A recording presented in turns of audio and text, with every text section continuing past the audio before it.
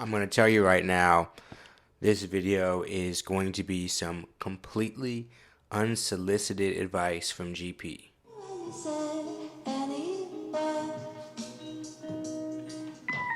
Recently, I've been reading a lot and studying a lot about habits and foundations of good habits. And I also write about my personal habits a lot. A lot of times, or really most every single day, either early in the morning or late at night or both, I'll write about why and the things I do each day and why I do things each day. And a lot of that is to kind of figure out my own personal habits. In figuring out my own personal habits, I can figure out who I am. Essentially, all of us are walking around compilations of habits. Things aren't really, in my personal opinion, it's really in reality what people say they are, what people present themselves as, what other people say about them. Those aren't the realities of a person. The real realities of a person is the habits they do, the actions they take, and the things that they do every single day. And the things you do every single day are comprised of a bunch of small habits.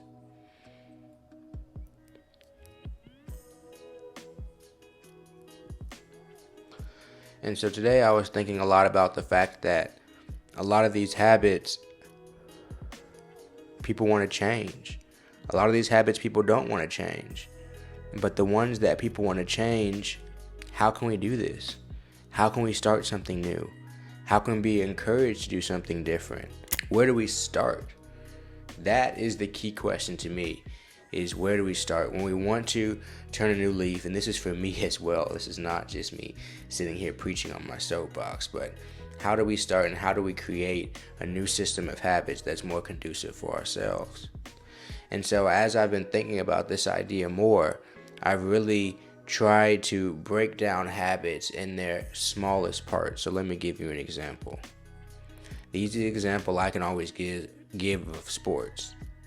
And so if we take this generation's best basketball player, LeBron James, and if we take LeBron James and we say, what makes LeBron James a great basketball player?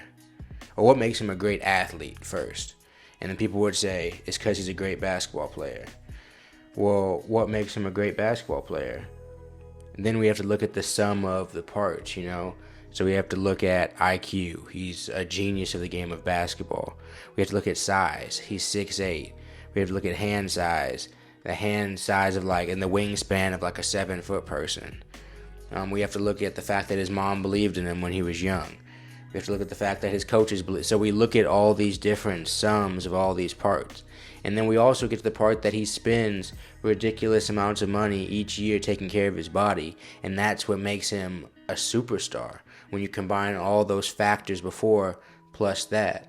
But each one of those things are sums of habits for LeBron. So, for example, the shooting aspect, that's habit. Every day he goes up, puts up so many 100 shots. There's a habit there. Every day he does his stretching and training. There's a habit there. Every day he goes home, hopefully, I don't know this man personally, but say he goes home, he plays with his kids, stuff like that, lots out time in his day for family time. That's habit. And all of these things compiled together are what equal his superstardom. If I take my channel, for example, and especially the Cannabis Library, you guys see me make content, you guys see me put out videos, but you guys don't see the amount of time I spend reading up on current events and stuff like that. You guys don't see the amount of time I spend writing down these ideas and sorting them out and stuff like that. You don't see the amount of time I have to exercise and stuff to get the creativity out for the amount of videos I want to put out, or it's even simply the amount of time I've had to put in learning the skill of editing to try to get the content edited better and to have higher quality. And that doesn't even touch lighting.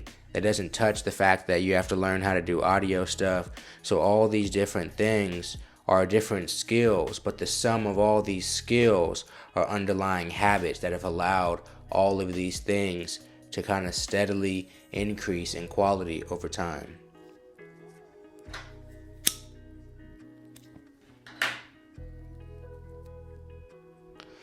So I gave you the example of LeBron because he's like the ultimate superstar, and then I give you the example of me because I'm the ultimate regular person. I'm just a normal person, just like all of you guys. I don't have a lot of money.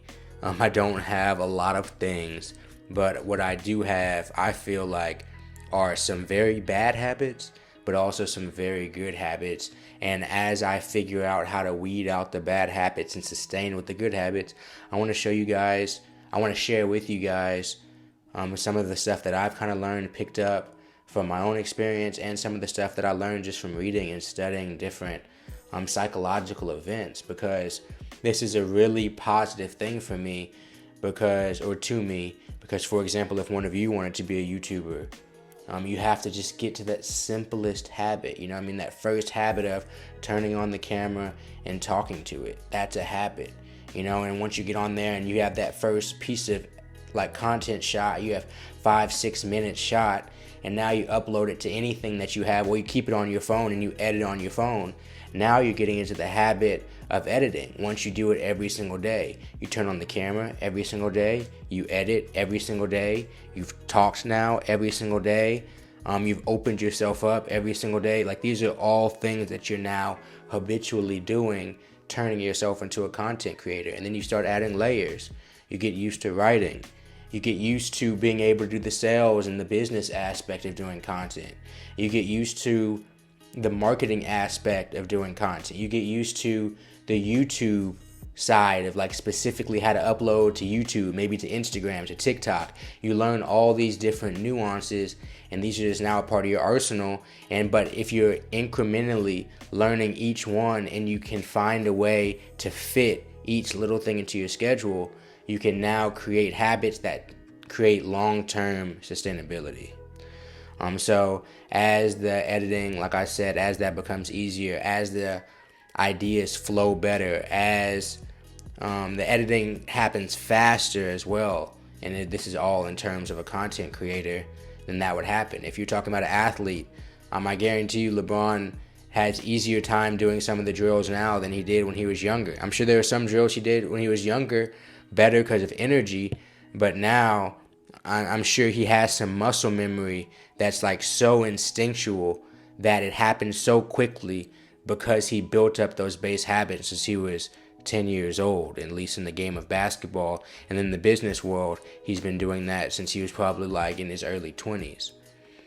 And so I hope this video is making sense to you guys, that you can really reduce huge things to the sum of their parts. And if you study what constitutes what your goals are, and then what little parts do you need to master to get to those goals, it really takes like huge endeavors and breaks them into like bite-sized pieces, and you really study the reality of whatever it is. The last example I'll give is of musicians. A lot of musicians really study their craft of music, but they don't understand the business aspects of the music game. And the business aspect of the music game could literally be over half of it. Like, less talented people who are better at the business aspect will be better off than somebody who is amazingly talented but has no idea how to manage any business stuff. And so if you look at the biggest celebrities and if you look at JayZ and you're like, all right, he's the biggest rapper. Okay, but he's amazing at promotion. He's amazing at marketing. He's amazing at raising capital. You know what I mean? So all these skills are really what make the mogul of JayZ. It's not the base income was the ability to rap, but then if you break down his ability to rap, how much time was spent in the studio, how much time was spent researching beats, how selective is he with those beats, how did he curate the album to get the order in the right way for it to flow right. You know, these are all separate skills that over time he got good at.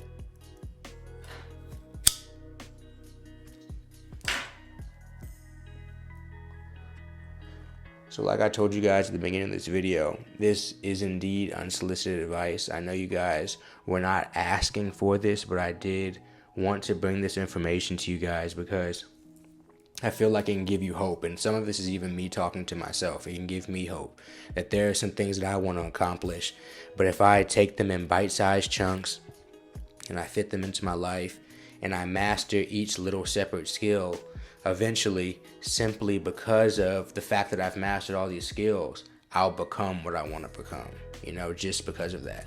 And it's not about thinking about it. It's literally just about doing these things, and they're all going to be a sum of a big part.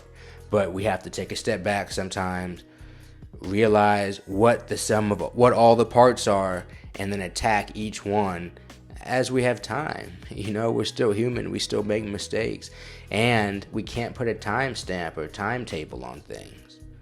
We can't rush things. Sometimes things just have to come when they come, and you have to be confident that your habits will kick in and you'll be prepared when the opportunity comes that you've been waiting for, that you've been hoping for, that you've been praying for, and that you've been like busting your ass for, essentially. So guys, I encourage you to kind of look at what you're doing day to day, break down how you're allotting your time, and if you do want to make a change, if you need to make a change, if you want to learn something new, if you want to expand your repertoire, I really encourage you to attack those little things, grab at the ankles, and eventually you can take down the big goal that you want. So that's all I have for you guys tonight. I really appreciate you guys coming and listening to me. I like making content like this sometimes. It's personal, You guys have been dope. I will see you guys next time. See you later.